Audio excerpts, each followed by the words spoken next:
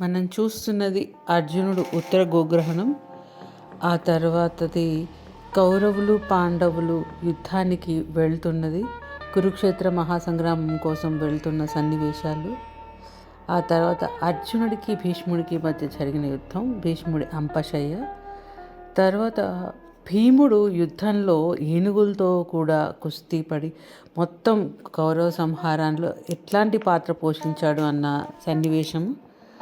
ఇలా ఎన్నో కురుక్షేత్ర సంఘటనల్ని ఇక్కడ మొత్తం చిన్న శిల్పాల మీదుగా ఒక అడుగులో ఎంత నైపుణ్యంతో చెక్కారో చూడండి.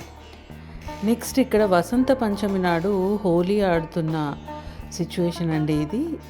ఇక్కడ ఒక యువతి పిచికారి గొట్టంలో నీళ్లు నింపుతున్నారు వసంత పంచమి కోసం.